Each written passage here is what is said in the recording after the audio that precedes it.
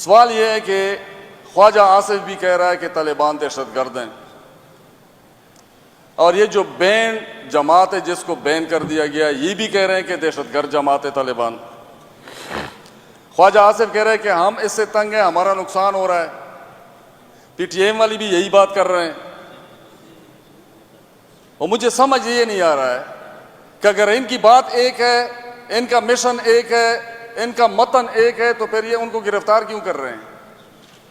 मैं बहैसियत खटक कौम का नुमाइंदा मैं अली वजीर के लिए आवाज उठाऊंगा ताकि कल को वजीर कौम का कोई भी बंदा मेरे सामने आए, मेरे खटक कौम के सामने आए, तो वो कहे कि अली वजीर के लिए मैंने आवाज उठाई थी असेंबली में कि इसको रिहा किया जाए। क्यों मैं आज नहीं कहूंगा, कल को वजीर कौम का मेरे ऊपर, खटक कौम के ऊपर यह हक रहेगा। मैं ये आवाज उठाता हूं कि इनको क्यों गिरफ्तार किया जा रहा है। ये वही बात कर रहे हैं जो हमारा दिफाई तर्जुमान कर रहा है, ये वही बात कर रहे हैं जो हमारा दिफाई वजीर कर रहा है। कोई उल्टी बात नहीं कर रहे हैं। अगर हम इसी तरह पीछे हटते गए, अगर किसी का यह ख्याल हो कि मैं पीछे हट के बच जाऊंगा, कोई नहीं बचेगा।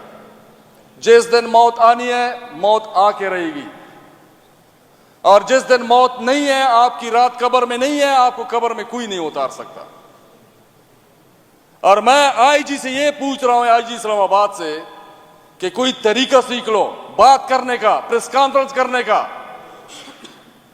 इस तरीके से जाहिलों की तरह गला पाड़ पाड़ कर गैरत को मत ललकारा करो। अगर शर्म और हया गैरत है तो अमारत इस्लामी वाले तर्जुमान ने चैलेंज दिया है आपको, तो फिर आप उसको कबूल करें। क्यों इस तरह करते हो। उनके खिलाफ फिर भी हम खड़े होंगे। हम पूरे ड्यूरेंड लाइन को पश्तूनों ने दिफा लिया हुआ है, पूरे ड्यूरेंड लाइन को हमेशा से, दहाइयों से पश्तूनों ने इस ड्यूरेंड लाइन को संभाला हुआ है, फिर भी हम संभालेंगे। ये फिर भी इस्लामाबाद में ही रहेगा, उधर चीखेगा, उधर गला पाड़ेगा। हमारे विफाकी हुकूमत को, हमारे फौज के सुप्रीम कमांडर को, आसिफ अली जरदारी को यह सोचना चाहिए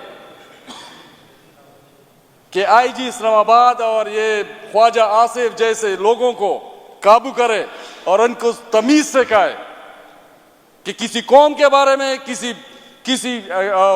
किसी कौम के बारे में और उनके रवैये के बारे में बात करती है तो ठीक ठाक बात करे।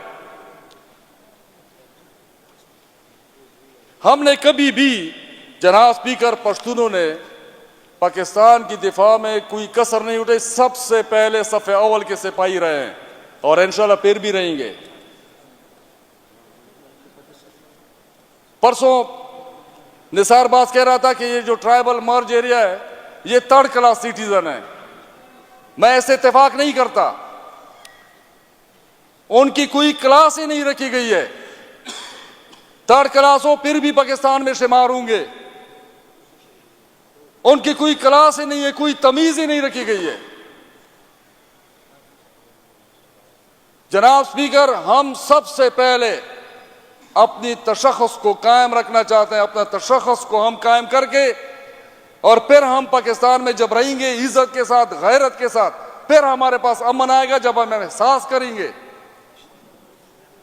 हम सब ने इकट्ठा मिलकर, ये कलेक्टिव विजडम है असेंबली का, ये कलेक्टिव विजडम जाना चाहिए आगे फेडरल गवर्नमेंट में, फेडरल असेंबली में, सेनेट में जाना चाहिए। इस पे डिस्कशन होनी चाहिए।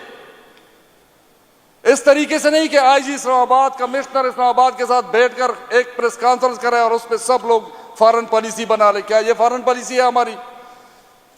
क्या फॉरेन पॉलिसी आईजी इस्लामाबाद हमारी बनाएगा? कमिश्नर इस्लामाबाद बनाएगा फॉरेन पॉलिसी? जो एक, जनाब स्पीकर, ये बॉर्डर से उस पार की बात कर रहा है। मुझे तो समझ नहीं आ रहा है कि क्या हमारी हुकूमतें इतनी बेबस हैं कि कभी आईजी इस्लामाबाद को आगे लगा देते हैं, कभी डीसी इस्लामाबाद को आगे लगा और उनसे हमारे फैसले करवाते हैं।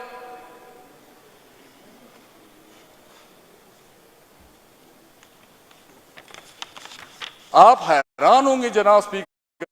कलमे का मतन समझाते हैं, कलमे का कहते हैं कि दिल में उतार दो, अल्लाह से होता है, अल्लाह के अलावा गैर से कुछ भी नहीं होता है। सारा दिन पढ़ पढ़ के फिर भी जिहाद हमारे ऊपर होता है। जनाब स्पीकर, कोई इस जरगे को सोचना चाहिए बैठ के कि कौन सा ऐसा तरीका कार इख्तियार कर रहे हैं ताकि हम जो है बच जाए मजीद तबाही से।